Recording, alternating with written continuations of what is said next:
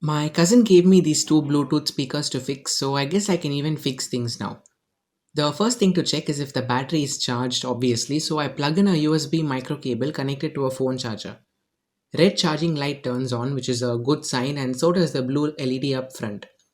KMT soldiers who were left over from the Civil War. Let's just say, not all of them wanted to go to Shinji. The second one turns on just fine too. Unfortunately, none of the buttons seem to do anything. I'll take the smaller one apart first because apparently it has greater sentimental value. Unscrewing the 7 screws reveals a rather simple construction.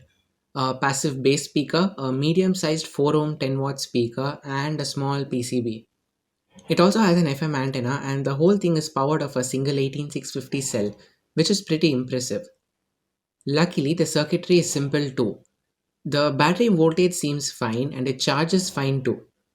One of the first things I noticed on the circuit board was this chipped inductor and the capacitor that had come off completely.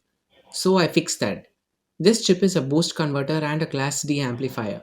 The boost converter seems to switch fine with an output of 6.5 volts. There is even audio present on the input, which is a good sign and means that the microcontroller is working, but nothing on the output.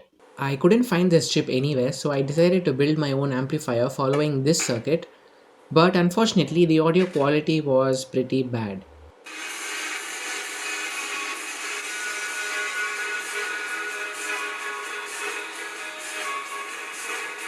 It might have had something to do with the fact that I made this whole thing on a breadboard. So today I was doing a little probing on the boost converter side and it was different to what I saw yesterday. I wondered if it had something to do with the speaker being disconnected, so I connected it and well, it started working. So here's a speaker that just magically started working on its own. That's electronics, I guess.